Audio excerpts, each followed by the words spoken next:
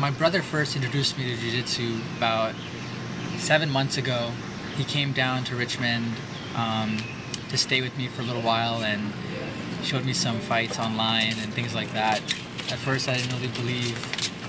I was like, Jiu-Jitsu, what the hell is this? Some guys like rolling around, putting, you know, like, just like rolling around and touching each other. And I didn't know what it was all about. And then I started watching some videos and, you know, talking to some people about it. And about 6 months ago, I went down to this academy in Richmond where I train. It's called the Richmond Brazilian Jiu-Jitsu Self-Defense Academy, and went in there one day and just to see what this is all about. And first, you know, when I walked in there, I just fell in love with it, and went out and ordered myself a gi online, and, you know, just started training. Find your wrist with your other hand. And pressure. So I've been training for about 6 months, and I think Jiu-Jitsu has pretty much changed my life.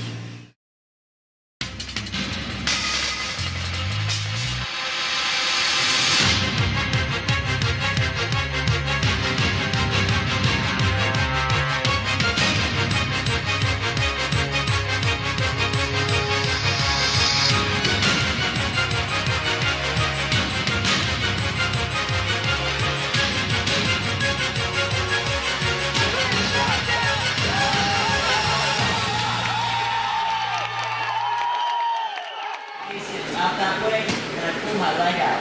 See? Now I immediately work up, and I go chest to chest, and look what I have here. The majority of real fights will most likely end up on the ground. What do I have? I have both his arms here. You guys see? Very dominant position. So what do I have from here? I can reach my hand underneath his head and grab his wrist. Very strong control here. Most martial arts don't really dive into the groundwork.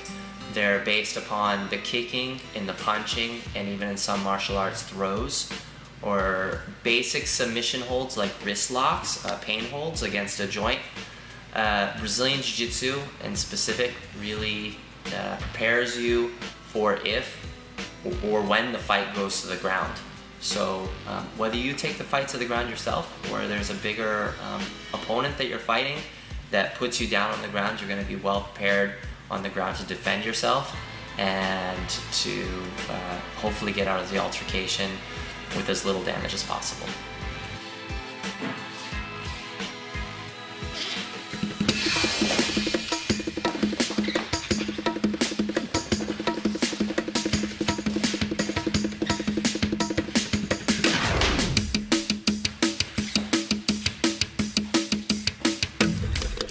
That is the craziest thing I've ever seen. I am never doing that. People sweat on you. And it's the greatest self-defense for women. You know, you can control guys that are a lot bigger than you.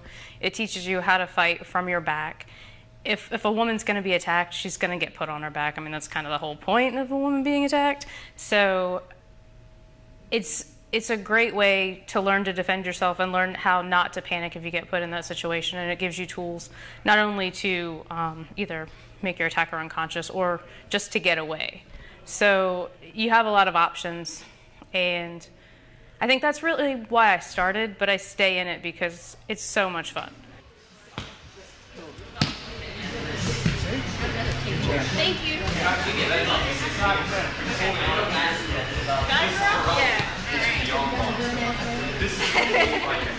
All right, guys.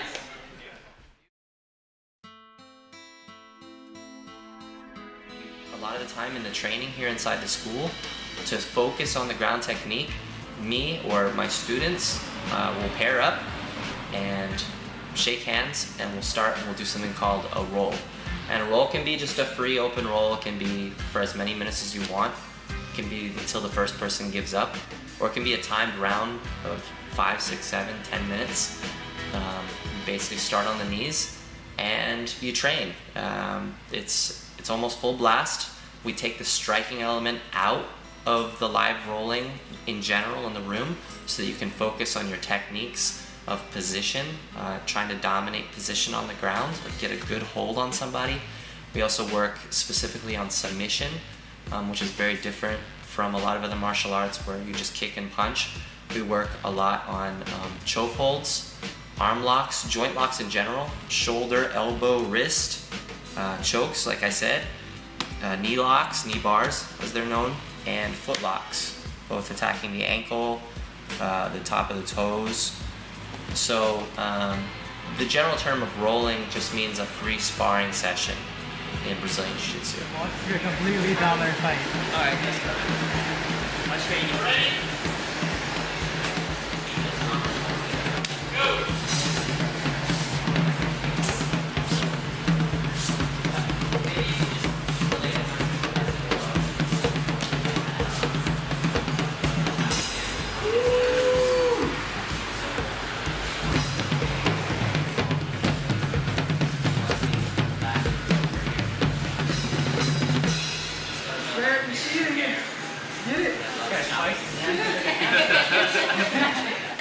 We call it rolling because you're literally oftentimes rolling across the floor with your partner. Come up, Eric. Yeah, keep going. Keep turning. Oh my God. Come out the back. Come out the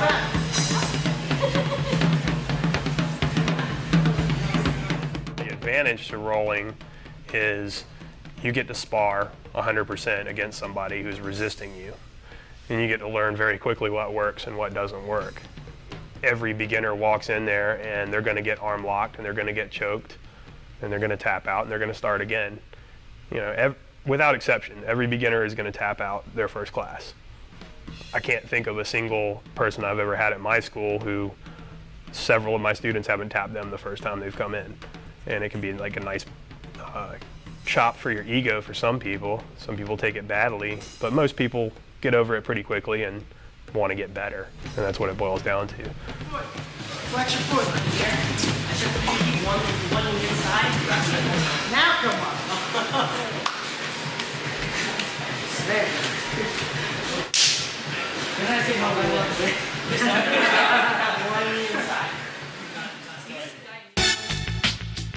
Jiu-Jitsu's, I think, unique characteristic in that it's really strongly defined, not only in finishing movements, throws, you know, your submissions, things like that, but it's also defined very well in transitions, meaning that you have specific steps to get, say, from side mount to mount or mount to back, things like that, where you can change your position for the better and utilize some of those attacks from those positions. And because of Jiu-Jitsu's investment in that portion of the game, I think you see a little bit more technical approach to it, you know, looking at it from the standpoint of how can a smaller person get, you know, these same type of positions that exist in judo to work on a much larger opponent, you know, and the emphasis on being relaxed and breathing and conserving your energy and defending yourself until your opponent makes a mistake has bred a certain approach and style of playing that I think has, again, given Jiu-Jitsu a very unique characteristic and flow to it that you may not see exemplified in a lot of other martial arts disciplines that maybe encourage things like attributes like speed and power, you know, and things maybe that are a little bit more athletic.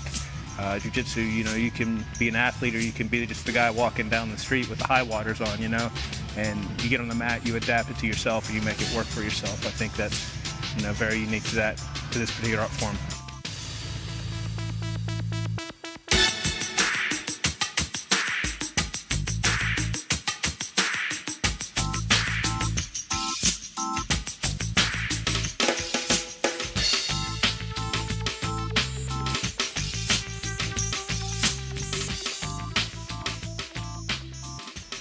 A lot of Brazilian Jiu-Jitsu practitioners train only the techniques of Jiu-Jitsu and they don't worry so much about how strong they are, how fast they are.